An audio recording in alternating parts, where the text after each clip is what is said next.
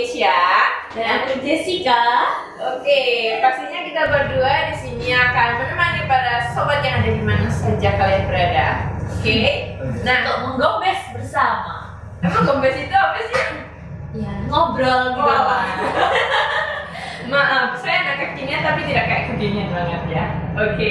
Nah, C Jessica ini perkenalkan sedikit ya. C Jessica ini adalah partner kerjanya Kesia di kantor. Nah, dilihat dari wajah tamu seperti ini, muda-muda seperti ini tapi sudah mempunyai posisi yang oke di tempat kerja menurut Kesia dan sudah mempunyai karir yang oke. Nah, C Jessica ini sebenarnya sekarang udah umur berapa sih? 24. Wow, 24. Oke. Nah, C sebelum masuk ke dalam, boleh nggak kita main game sedikit aja? Boleh dong, saya suka nih games, tantangan-tantangan gitu. Ini di luar nggak tahu ya? Oke. Nah, ini tentang kayak seputar keuangan. Mungkin misalnya kalau ada yang C Jessica nggak pengen ngomong juga nggak apa-apa, ya diomongin juga ya, terserah ke C Jess, oke?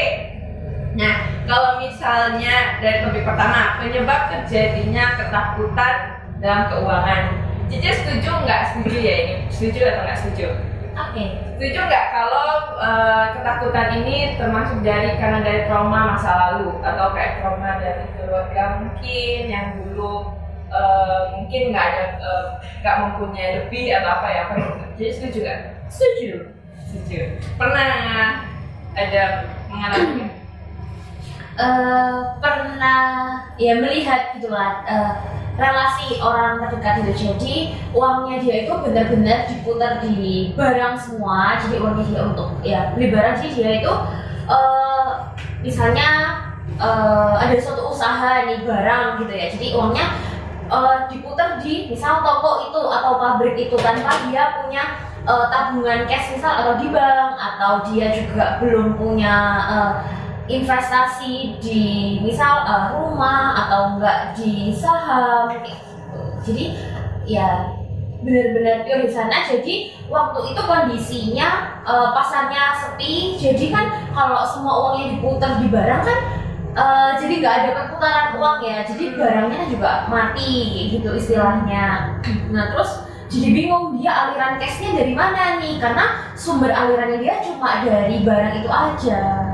Berarti itu salah satu penyebab ketakutannya ya? Iya, takut kalau misalnya aku kerja, kalau aku hanya bergantung di satu sumber, gimana ya, takutnya tuh kayak aliran dana dari satu usaha yang aku gantungkan satu itu tuh kayak mati gitu loh. Saya takutnya itu di sana. Oke. Nah, selanjutnya penyebab ketakutan itu karena adanya pendapatan yang rendah atau pemasukan yang nggak stabil. Setuju nggak? Setuju. Kayak yang tadi itu ya, termasuk yang tadi. Ya, misalnya ini nih bulan ini aku bisa dapat 3 kali lipat, 4 kali lipat. Nah, terus merasa seperti uangku lagi banyak. Nah, secara nggak sadar aku langsung konsumtif nih, langsung beli ini. Nah, padahal kan belum tentu di bulan depannya itu pendapatnya sama seperti itu. Nah, atau enggak ada masa-masa kan mungkin kayak pandemi kemarin sepi atau gimana gitu. Oke, makanya tadi itu butuh kita Ada uang darurat ya, atau enggak uang kita ini perlu di split lah istilahnya. Jadi pendapatan kita tuh nggak cuma masuk dari satu pintu tapi dari pintu dari beberapa B, C, D. Iya betul. Oke.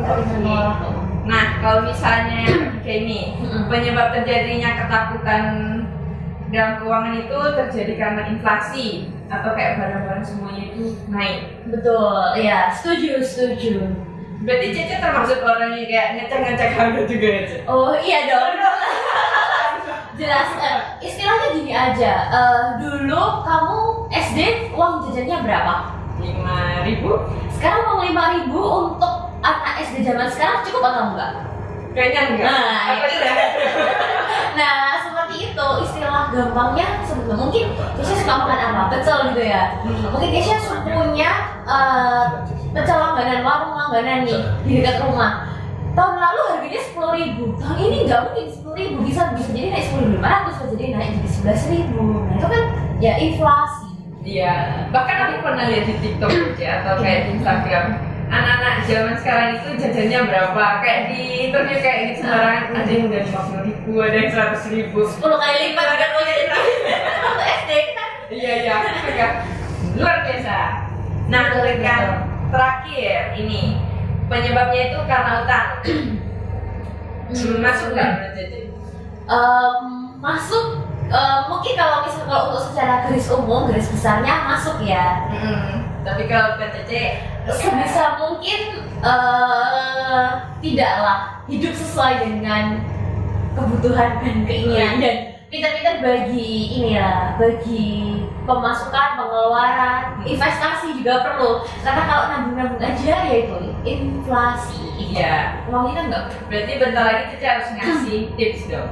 Tips apa nih? Mungkin Cece bisa memilah-milah uang. Padahal kan Cece umurnya maksudnya udah masih 24 kan, masih Sudah dong. Oke.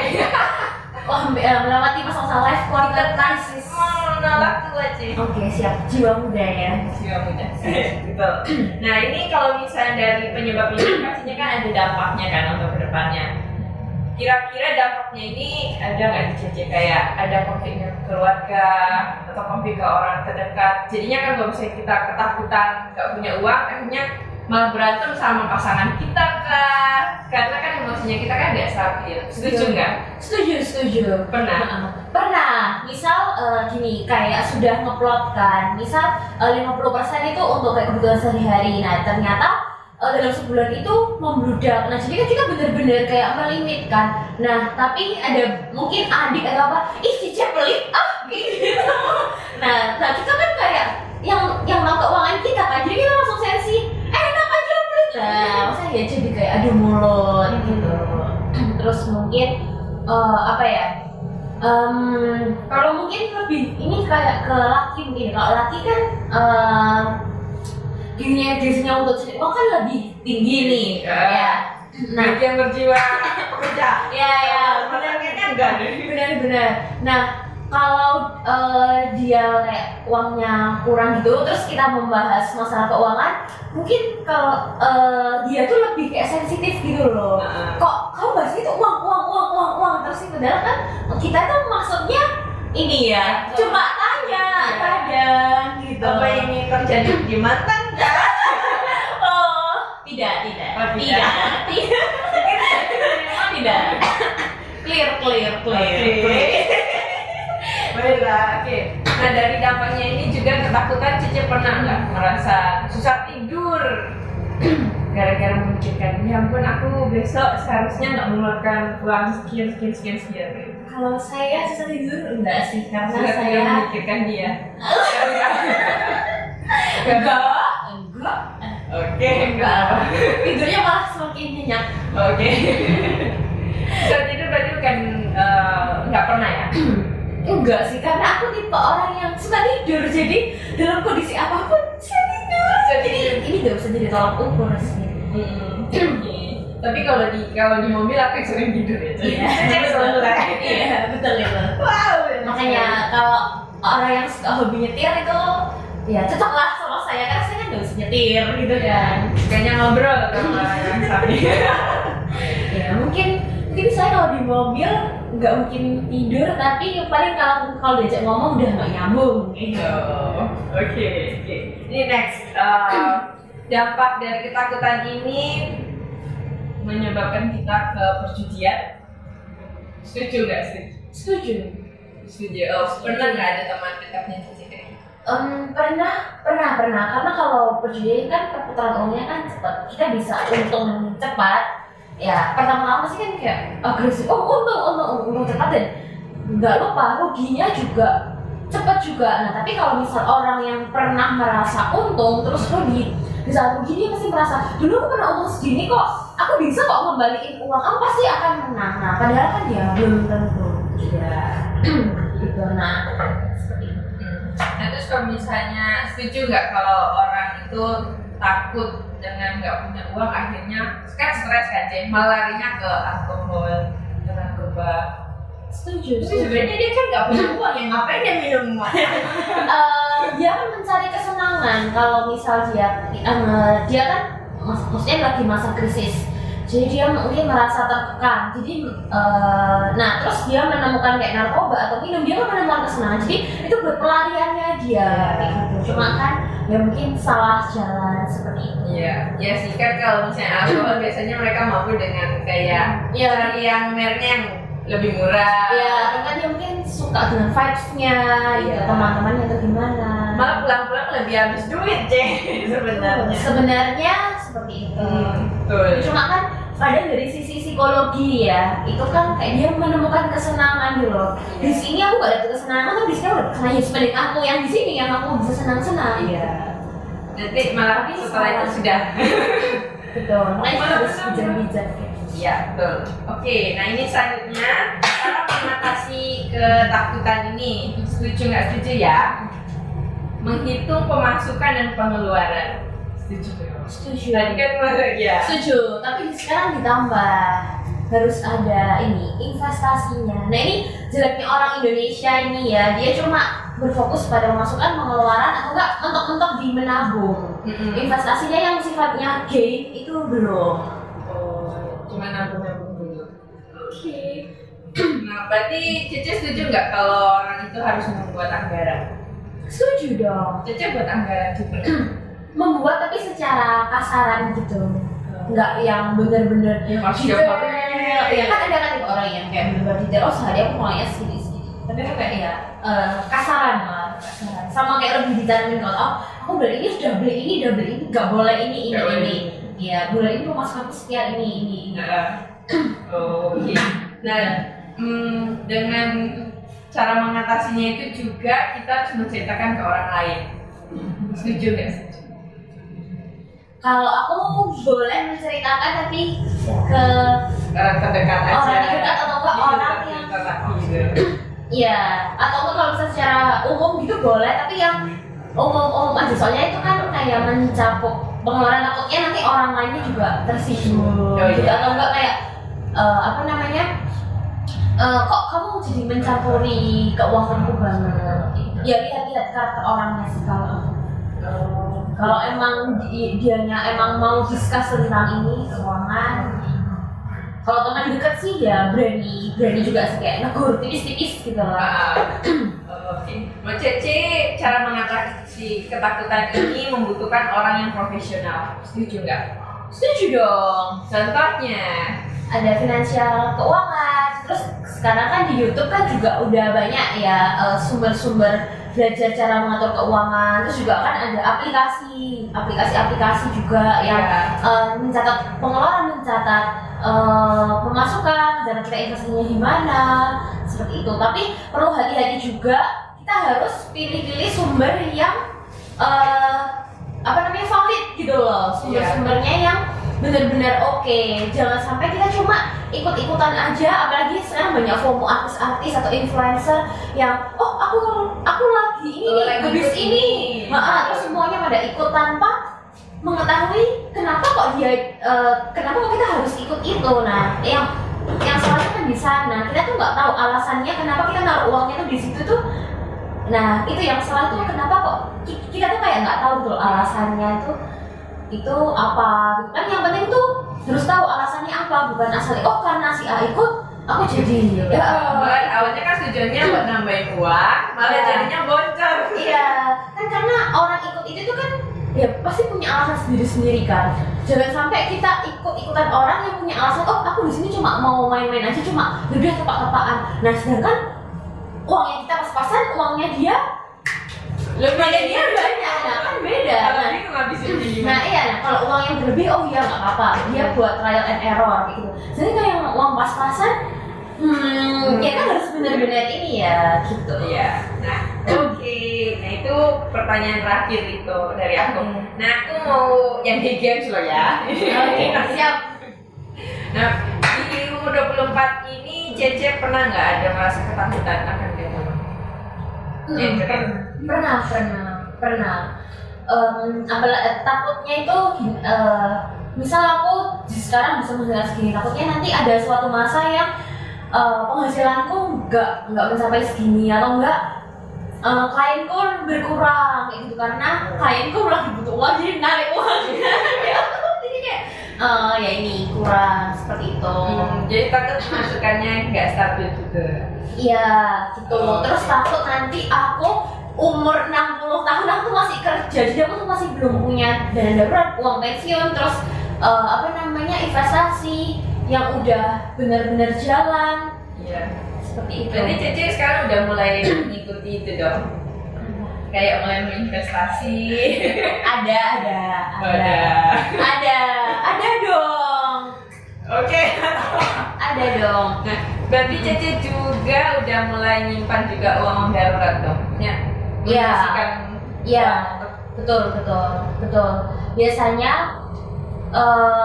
kalau aku sekarang, kalau misalnya berdasarkan rulesnya yang aku pernah baca itu kan kalau butuh sehari 50%. Nah, tapi karena ya ada kebetulan lain, jadi aku kayak 60% gitu. 60%. Terus itu untuk kayak kebutuhan Iya. sehari-hari, terus 20%-nya untuk hari. Have fun. Kita kan dulu healing. Ya, 10%-nya itu untuk ya ditabung, 10%-nya aku ada untuk investasi. Begitu Cece bacanya dari YouTube atau Dulu pernah baca, tapi cuma aku sesuaiin lagi sama kebutuhanku sama kapasitasku gitu. Iya benar, aku juga pernah ikut kayak gitu loh Cece, yang kayak di YouTube kok kita harus dari penghasilan kita 10% ini buat ini. Kayaknya nggak bisa deh, kayak pengeluaran tuh lebih dari itu. Iya, jadi kayak disesuaikan gitu. Betul, jadinya akhirnya aku juga sekarang malah kayak aku nulis mana yang lebih penting-penting dulu, kayak apa yang Betul. harus yang paling penting sampai yang nggak penting. Betul. Misal contohnya seperti eyelash kemarin. Itu masuk. Ya itu masuk ke list yang mana ya, seperti itu. Iya. Betul buat skala prioritas kebutuhan dan keinginan itu juga. Jadi kayak bikin anggaran juga kan. Misal kayak beli baju baru, nah sedangkan kita kerja kan yang butuh kan ya baju baru. Soalnya kalau pakai baju itu terus dilihat klien kan juga nggak enak kan, kayak Iya. bajunya istilahnya bladus gitu kan, kayak gimana. Tapi kalau misalnya kita sampai yang beli baju terus kan juga yang ya buat apa? Iya. Nah, Betul, kayak nggak penting juga kalau udah berlebihan. betul. Nah, aku baca di artikel nih. Ini Cece pernah nggak merasa, ini ada beberapa tanda kecemasan Anda seputar uang. Cece pernah ngerasa nggak sakit kepala atau sakit perut ketika melihat ini? belum. Jangan sampai Cece. Jangan sampai. Paling cuma mengeluh sih. Matenggonku, aku kok tinggal segini ya. Aku harus beli apa ya? Jadi gini, kadang-kadang aku tuh ini buat tes pengeluaran kan. Jadi aku tuh tahu pengeluaran terbanyakku di mana. Ternyata pengeluaran terbanyakku tuh dimakan. Jadi kelihatannya aku cuma kayak jajan di Indomaret misal kayak 5.000, 10.000. Nah, tapi kalau dikalikan 30 hari jadinya berapa? Iya, kalau setiap hari, apalagi dulu satu hari. Betul, jajan 3 kali pentol, doang. terus biskuit gitu-gitu loh. Nah, kalau aku ternyata pengeluarannya di sana, berarti aku harus melimit uang jajan makanku gitu. Betul.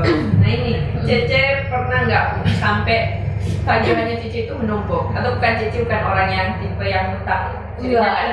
Iya, jadi aku Atau nggak sekali ada bayar listrik atau apa, Cece langsung bayar? Iya, jadi di awal di pengeluaran bulanan sudah ini yang penting-penting kayak uang kos, uang listrik, terus uang Grab karena aku naik Grab kan, itu sudah di ini. Oh ya kayak tadi anggaran dulu.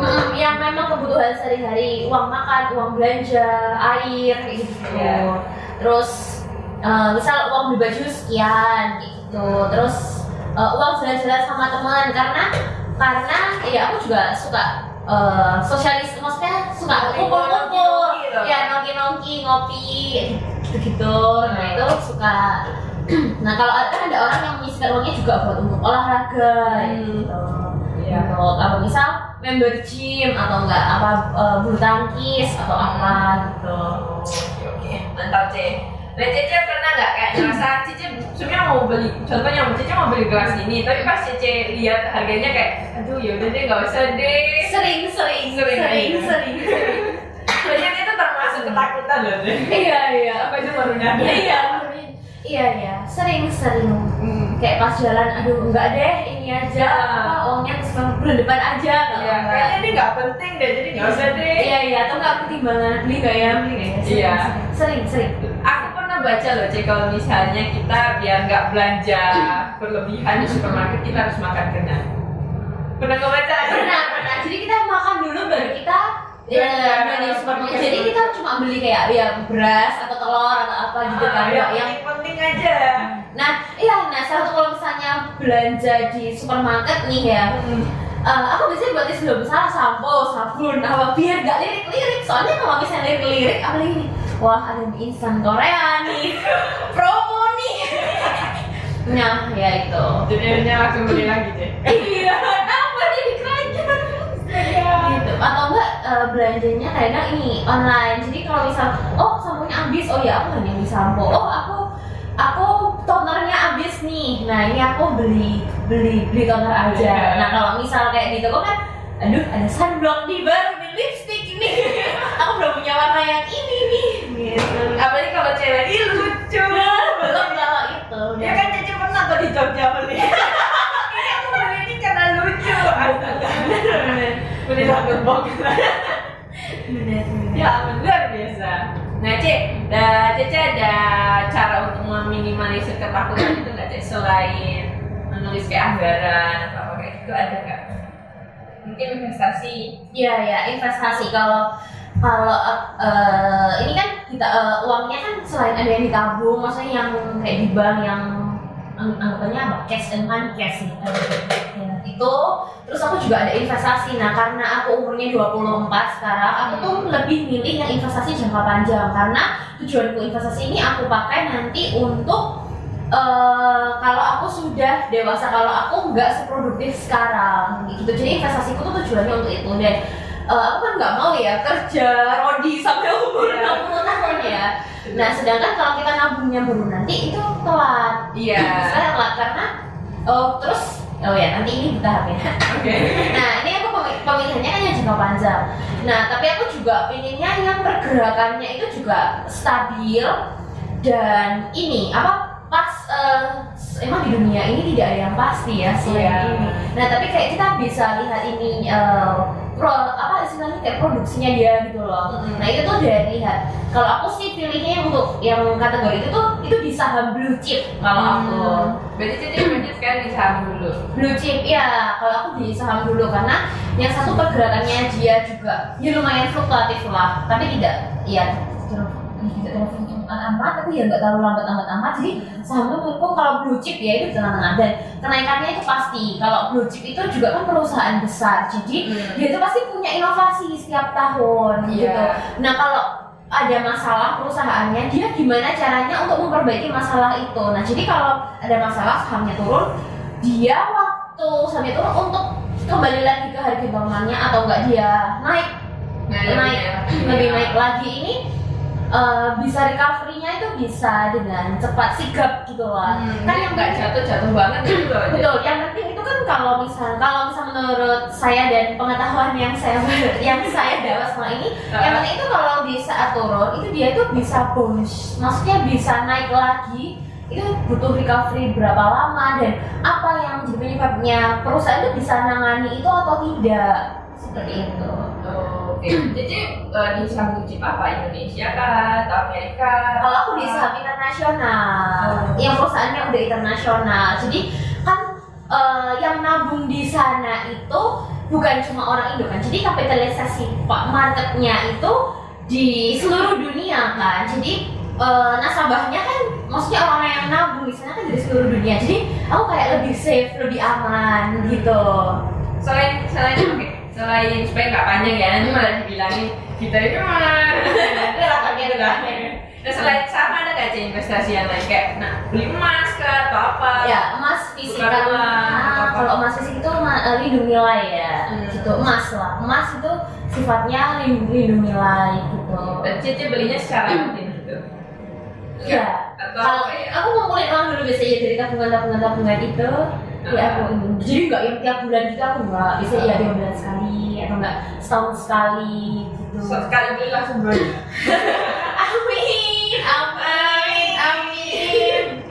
Nah, menurut Cece, aku mau tanya kan, di umur kayak sekarang ini, Cece pernah kepikiran nggak nanti aku nikah Cece, biar aku nggak perlu kerja. Aduh, kalau capek kerja kayak gitu mau nikah tapi kalau udah ini duh nggak capek bingung kan namanya dia manusia. Emang Keisha nanti kalau nikah masih mau kerja? Masih kalau saya pribadi masih. Kalau Keisha Enggak. ya pilihan Saya aku. gaji.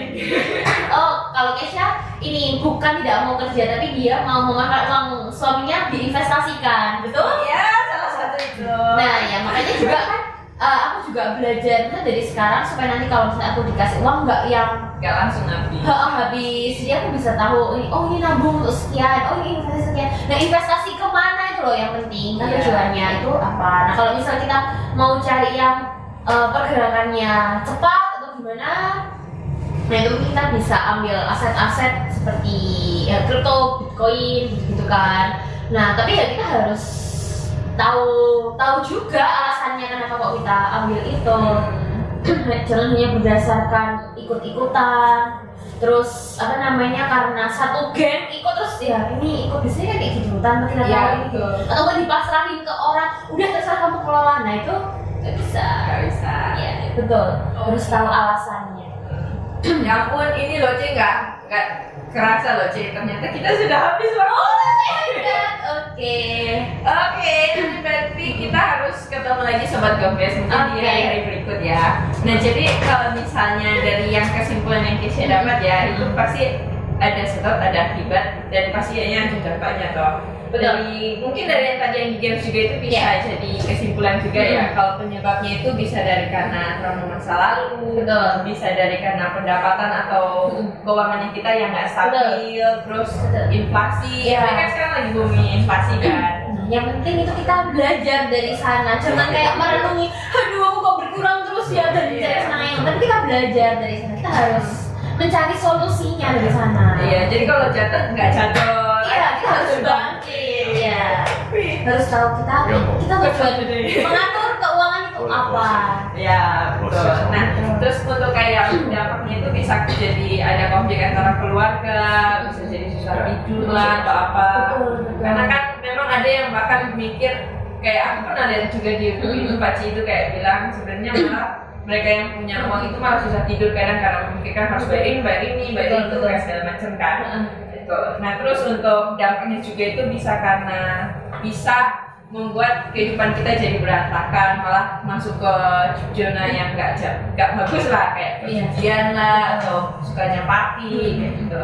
Nah untuk solusinya dari tadi yang aku tangkapnya kita harus membuat anggaran, terus harus memilah-milah mana yang penting nggak penting, dan kita juga harus menyimpan dana darurat ya. Iya, dan jangan lupa investasi supaya uangnya juga berkembang, nggak diam-diam gitu aja.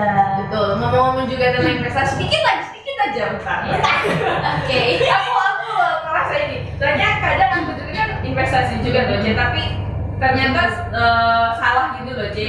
Memang udah ada yang pernah kayak aku juga ikut CC kan, saham investasi blue chip itu udah oke.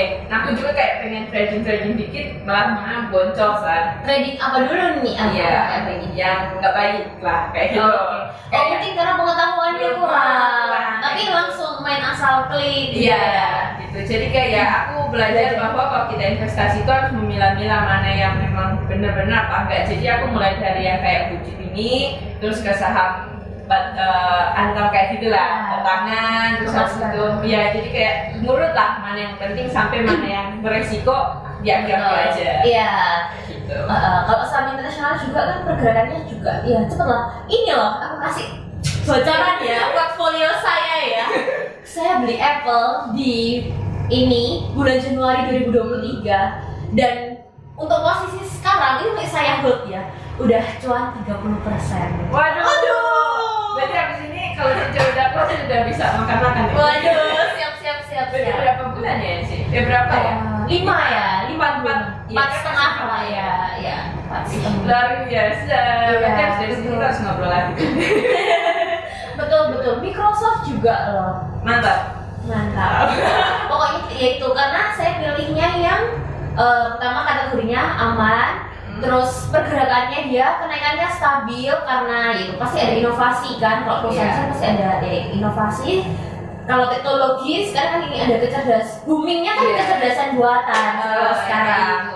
Dan kita juga harus tahu nih, sadar info nih, kayak yang lagi booming nih apa, kecerdasan buatan kah, atau nanti ada info suku bunga kah. Nah kalau nanti kita ada info suku bunga, kita pindah ke sektor perbankan dong. Dia harus update juga, nggak selalu stay di situ ya, Cek. Betul. Siap. Cece ada tambahan lagi nggak, Cek? Untuk Udah. sobat gembes di luar. Siap, sudah. Sudah. Berarti kita harus ada Cece lagi loh ini. Aman. Ya kalau sekarang sih, kalau untuk saran ini di perusahaan teknologi ya. Kalau untuk mau milih saham kecil. Kalau di blue chip pun, kalau misalnya turun jangan takut guys, itu hanya reaksi pasar sesaat lah, dia ada ambil untung. Nah nanti dia pasti akan bikin, pokoknya perusahaan itu jelas ada inovasinya. Karena pasti kan ada naik turunnya juga kan. Betul, kalau naik terus tambah bahaya loh. Ya, malah semua orang malah maksudnya di situ masa kerja lah. Iya, makanya kita aja kalau misal konvensional toko tiap hari kan nggak mungkin naik terus, pasti ada turunnya, Iya, pasti ada betul. naiknya. Oke. Nah, di saat turun itulah kita ambil. Iya. Tips dari Jessica. Iya, tapi asalkan blue chip lo ya guys, blue chip. Oke, blue chip. Oke, ini loh Jen, thank you ya untuk waktunya hari ini. Terima kasih. Terima kasih ya. Terima kasih sobat Gomez. Semoga infonya bermanfaat. Iya.